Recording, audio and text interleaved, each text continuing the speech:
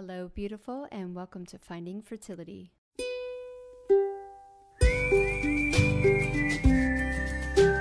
I'm your host, Monica Cox from findingfertility.co, and I created this podcast to help get you to start thinking outside of the box and realize that your infertility might have nothing to do with your lady bits. Rooted in functional medicine and personal experience, Finding Fertility is all about looking at the whole body and finding the root cause of your infertility. Finding Fertility does not diagnose, prescribe, or treat any issues of infertility, but what we do is take a holistic approach and improve your diet and your lifestyle to get you steps closer to creating your dream family. Just by being here with me, listening to this podcast, you're already going down the right path to making your dreams come true. Let's do this together.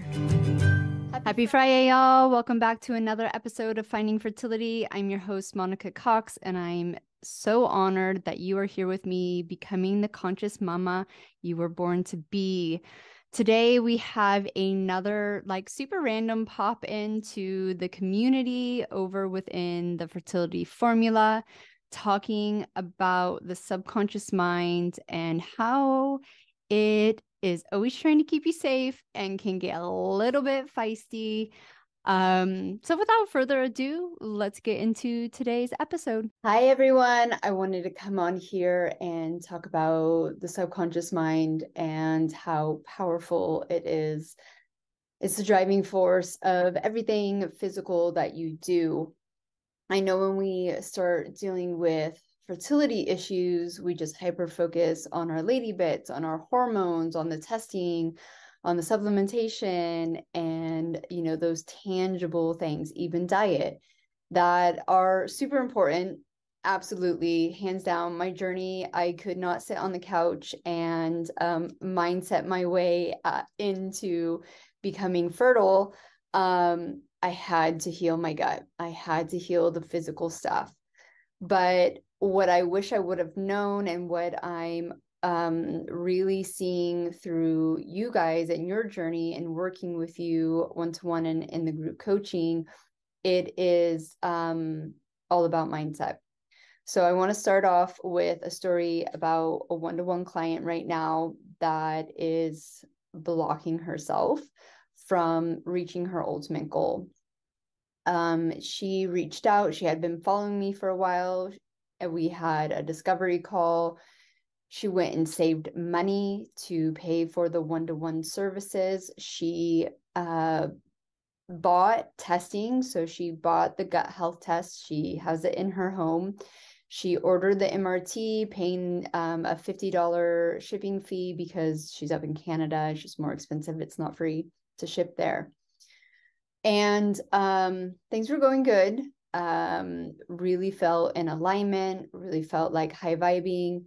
And she sent her MRT test off, which was, it's a little bit difficult to get the blood draw in some places. And it seems like, especially in Canada, it's either really expensive or people live out in the fucking middle of nowhere and don't have like easy access to get the blood draw.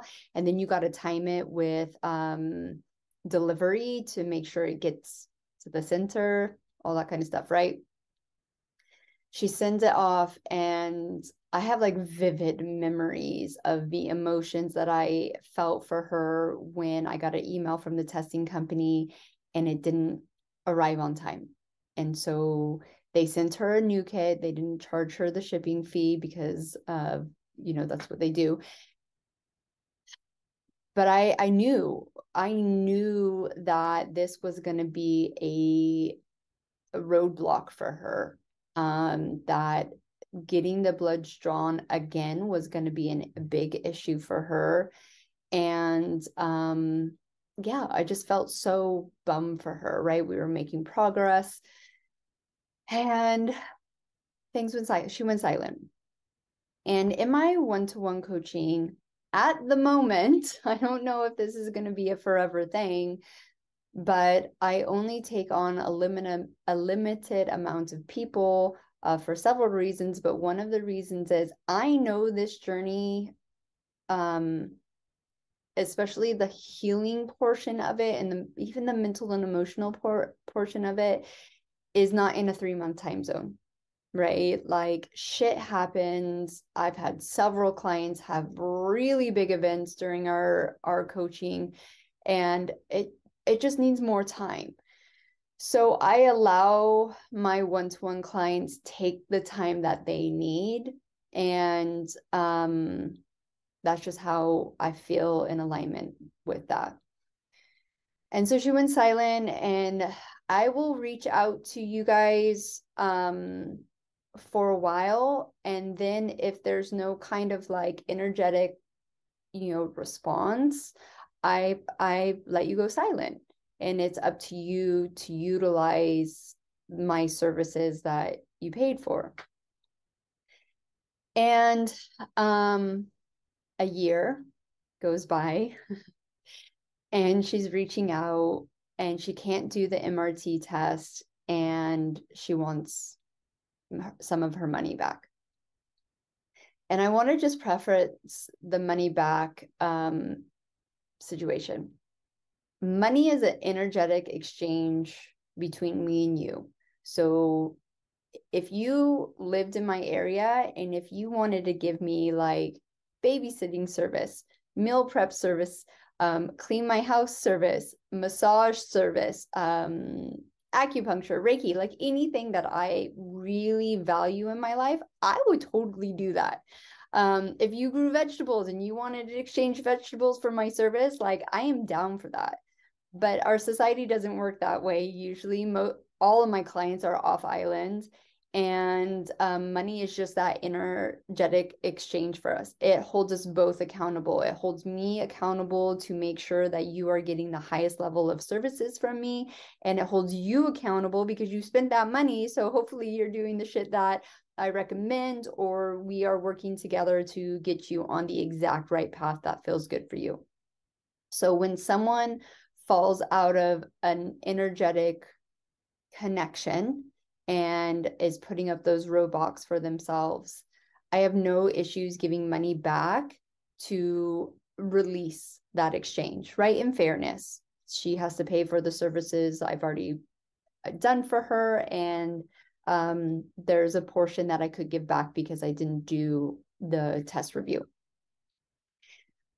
But in saying this, before I just like hand the money back, I still provide coaching and try to get people to see like, look, this is how you're blocking yourself.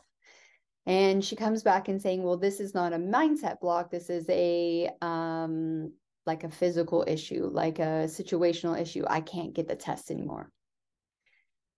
And I had to, say to her, I'll give your money back, but here's my coaching before that happens. If you truly believed that this MRT test, which is a food sensitivity test, was going to make and break your journey, meaning that she had the gut health test, she could totally send that gut health test in and move forward and just keep working on the MRT when it comes. But she put up a block. And I said, if you really truly believe that this was the test that was going to make or break your journey, you will go to the ends of the earth to get this test done, right? Okay, the way that you did it before isn't working out anymore. The next blood draw place is like, let's say, a 3-hour drive. You would fucking get up in the morning on Monday, drive to that blood draw, get that blood draw, drive back, maybe stay the night, maybe make a vacation out of it. You would fucking do that. And how do I know? Because I used to do that shit for my fertility. I used to drive over an hour and a half one way to get one blood drawn done at my clinic and drive and set the earliest appointment that I possibly could so I wouldn't miss work. So I'm getting up at like 5 a.m. to get this blood drawn and then drive straight to work an 8-hour shift. Like you do shit that is like insane. But because you have the belief that that is the way it's going to happen for you, that you're making those things happen. And so when a quote unquote thing that you think is a physical issue and you put up these blocks, that becomes a mindset issue. right? If you were in a country that just you couldn't run these tests, that's a physical issue. And like we decide, you know that before you sign on to any kind of coaching package. But your subconscious mind is so like protective, and it can get like feisty, right? And you start making up these blocks and you're like, no, it's not working. Or maybe like you look on the bad side of coaching, or like whatever it is, right? So that is why, and I feel like I need to like do something at the beginning of the online coaching as well to hone this in, because we focus on the tangible diets first, because a lot of people want that tangible stuff. But when you can't stick to that physical commitment of the diet, like you guys know, like I don't really even talk about diet that much anymore. Maybe I should, but that diet is the number one thing next to stress. They're like interconnected, right? That is going to improve your situation, no matter, like how you want to get there, whether it's, egg donor, you still have to prepare your body to welcome that embryo. Whether it's IVF, your body still has to do that work, right? If you want to get pregnant naturally, you have to improve your cellular health, and diet and stress levels need to dramatically be improved. And if you find yourself not being able to stick to those physical commitments, it's your subconscious mind keeping you safe and putting up these walls. One of the things that I'm now able to do for you guys is a modality called psyche, and it is a really effective way to start unlocking those subconscious beliefs. Once again, it's not a miracle remedy. I had a private session with a client the other day, and she went to this amazing retreat in Costa Rica, and she had this beautiful shaman like really realign and clear all her chakras. And I said, okay, well, what's the next steps that they said to take? And they're like, oh no, they say that's like, you're fine, you're done. I'm telling you right now, that's fucking bullshit, right? So absolutely, an amazing session with a healer of any kind of modality can absolutely open up those floodgates, but you still have to do some type of work to continue peeling back those layers, right? If there was one event in your life, then one thing would help. That one situation would help. But we're all into our at least 20s, if most of us are into our 30s. So we have almost 3 decades of fucking shit, right? Some of it we don't even realize has impacted us. A lot of generational trauma that just got passed down through fucking DNA. Well, thanks for that, right? Like, we're the generations that have to deal with this shit. So not only we're the generation that is going to change a lot of things for the good for our children, so our children don't have to deal with this. But psyche is an amazing way to start unpacking those layers and really realizing like what's going on beneath the subconscious mind that is blocking you from sticking to the physical commitments that you need to do to reach your ultimate goal. Right. So yesterday I went out I love sun gazing, and I brought my journal because I thought I was going to do some journaling for myself. I've got some shit that I need to psyche myself from. And this popped into my head of like, what's holding you back, right? What's holding you back from being a mom? And this is how I do it for myself. And when I work with clients, this is all done privately. It can't be done in group sessions. We start from like a core belief, right? Or like what's going on. And for a lot of people, what's holding you back from being a mom doesn't have anything to do with your lady bits. So self-worth and self-love, probably one of the number one things that's a big issue You're scared of fill in the blank. What are you truly scared of? Past trauma is huge. You were told that you can't. Your experts around you have planted into your head that things are way too bad. You can't fucking fix it. And you have this belief. And so we got to redo that, right? You don't believe in your body's ability. You've lost hope.